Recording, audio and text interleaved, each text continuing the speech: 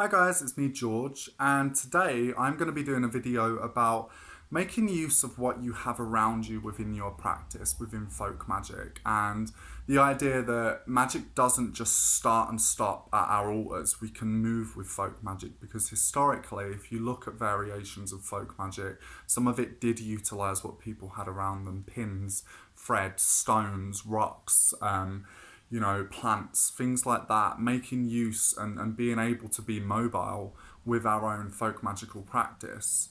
So one of the things that I want to do before I start this video is kind of make a little bit of an apology. And I want to apologize for not being on here as much as I should be. I've actually been working on a project at the minute, and I'm the type of person, as you viewers and subscribers that probably have watched me for a while now know, that I'm the type of person that goes, I'm going to do this. And then I kind of feel like a lot of societal pressure and a lot of pressures from people, and I end up just kind of going crunching and just not doing it.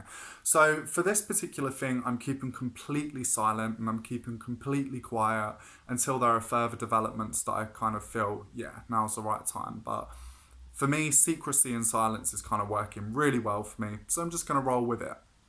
So this video is about making sure that as magicians, as folk magicians, or as witches, as folkloric witches, we are able to utilize and make use with what we have around us. So for instance, for me, one of the things I find that works for me and helps me a lot is I have a book that is just called Folk Magic. It's not anything, particular, but it's basically filled with a lot of stuff and things that I find particularly useful. So it's things that for me, I can kind of just be like, oh, boom, toothache, or fits, epilepsy, things like that, if the need ever arises. And it has, around me, there have been times where I've been like, no, just a thing for this, and kind of done it. I've also had work colleagues ask me to help them with particular ailments and things that they've had. So just as an example, one of the things that happened to me was at work, and it was a colleague of mine who had a really bad toothache.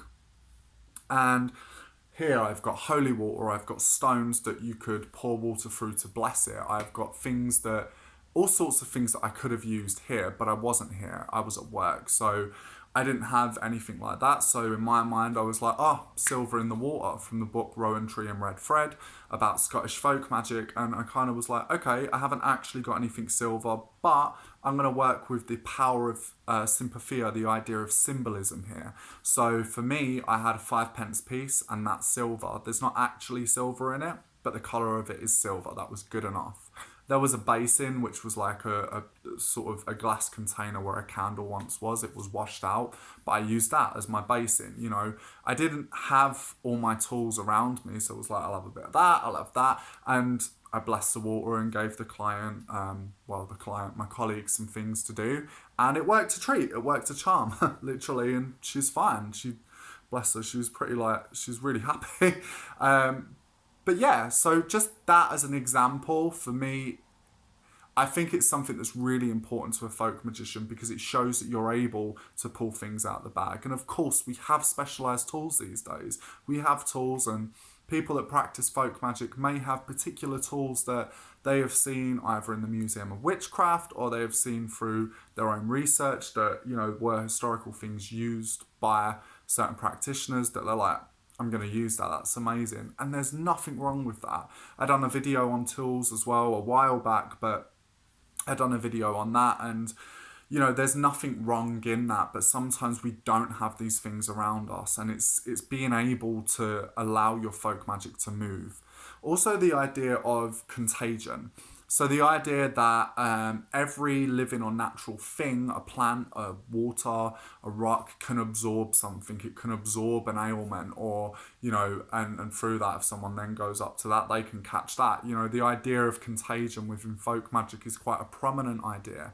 So you can work your folk magic around that. So for instance, if someone has a bad leg, and you don't have anything but there's a piece of thread, then why not wrap the thread around someone's leg, make a charm, a blessing, an incantation, maybe knot it to represent you're knotting that illness into the thread, release the thread and wrap it around a tree or a plant.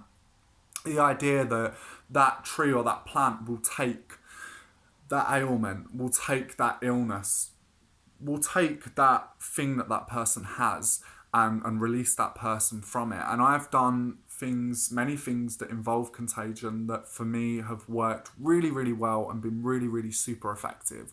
And it's just an example, but it's things like, for instance, in folk magic, I'm talking about water a lot here, but there's a lot of folk magic that makes the use of water. So, for instance, I know people and practitioners that may carry quartz stones with them. Like it can be natural quartz as well. I have a piece of natural quartz in my bag, and sometimes you can drop that in a basin of water or a container of water and say a blessing over it, give the patient that to drink. It's one of the many ideas.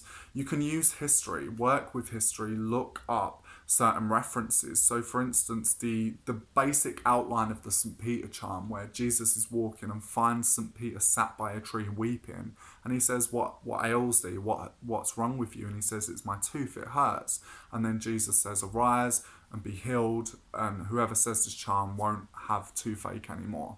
Now, that's just for toothache, but you could use it for something else. You could use it.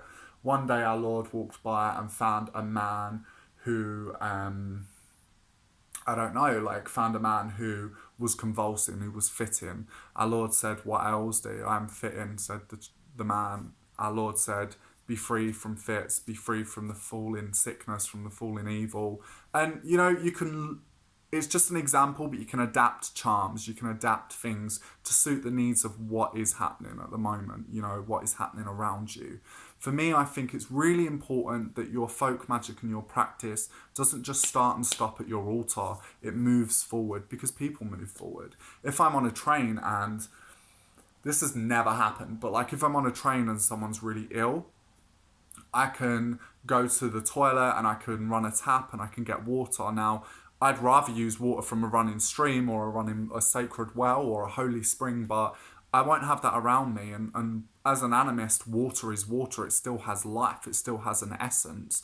No matter how much you try and contain it, you won't ever get rid of the spirit of water. And so I think sometimes, particularly living in these modern times where things like water are so easy, things like fire, we can get fire from a lighter and we don't flinch, we think, oh, it's just fire, but it's not. Fire has a living essence, it's still a living being, it still works, so I think sometimes it can also be about breaking down those boundaries around us, and I think that's really important because we can get so tied up with everything we have around us that is so instant, really, considering to how people once lived. We can get things like that, which is kind of magical in its sense. It shows how far we've come, I guess, as people and as civilization. And but yeah, so that's, to me, that's the most important thing, the idea that actually what we have around us, it might just be a 5p and you might just think, oh, that's just change, but actually you can use that 5p. It might just be water from a running tap and you think, oh, I just get my drink from it, but actually that water has an essence, has a spirit, has a being, and you can work with that and utilize with that. Water's a powerful medium. It doesn't just stop at water. As I mentioned, thread. The idea that we can entrap something or we can bind something with thread. We use that every day to trap things and bind things. So why not use thread as a way to trap and bind illness or ailments? And this is just example. This is all example. But for me, I just want to do this video because there have been more times than I can count where I have been away from all these things that I have, all these magical things that I had, which doesn't mean render them powerless. It doesn't mean that at all. They're all very powerful, and there's, certain things I have from certain places that are really powerful, and I've witnessed their virtue, I've witnessed the spirit within them, and I've witnessed it take effect when I've utilized it. So it's not disputing that, but there have been more times than I can count where I've been called to do something, or someone said, "Can you please do something?" And I've gone, "Yeah, of course I can," because for me, being able to move with people and being able to make sure that your folk magic practice can move, it can it can utilize what it has around it still. You know, if we look at the idea of witch bottles, Bellarmine jugs in the 17th century were very popular.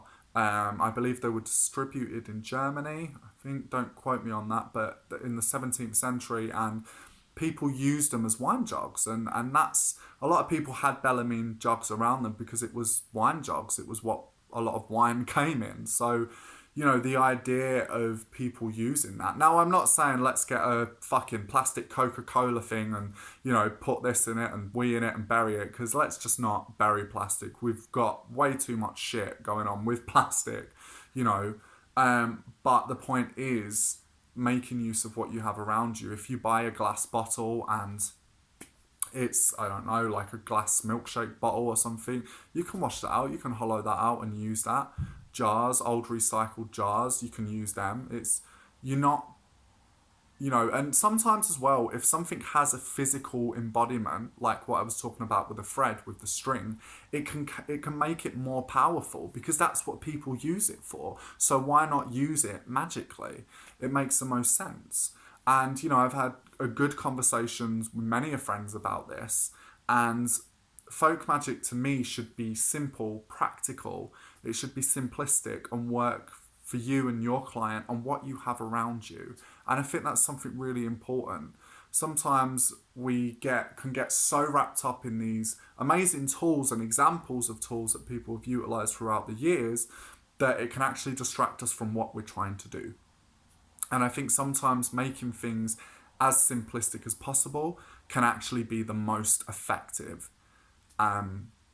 So yeah, that's in my opinion, and of course everything's in my opinion, but it's just an idea. It's an idea to say that we're not just limited to our books, we're not just limited to special things that we find in nature. We're never limited if we're animists, if we believe in the idea of sympathia, the idea of sympathetic properties that things carry and have a magical sympathetic property with them, or the idea of contagion, the idea that magic can become contagious in a way. It can rub off from things, or it can be transferred to things, such as Andrew Mann, that made a circle and it was a hoop to catch sickness, and he put a chicken in it so that the chicken would catch a man's sickness. You know, it's just an example of that, the idea of contagion. We can utilize that. Now, I'm not saying let's all fucking hang chickens, we're not going to do that, but it's an example of the idea of contagion within folk magic, Morley. And based off that, we can be creative, we can be innovative, and that creative element, that creative flair is sometimes just what really gets the juices going. And happy accidents as well. You have a happy accident, something falls over when you're doing it, you're like, oh, okay, we'll do that as well. We'll just bob a bit of that in, you know.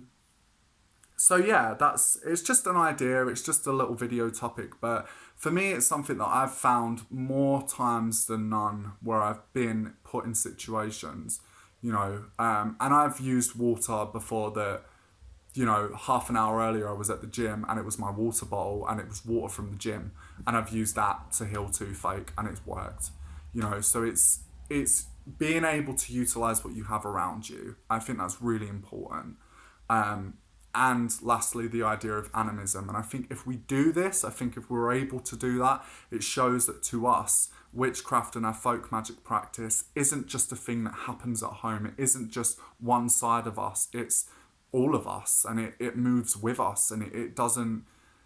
Do you know what I mean? Like, it moves with us and it's always with us, and we're not just limited to the things we have at home, because sometimes what we feel will be the most powerful can render us powerless. Over and out, and I hope you guys enjoyed this video.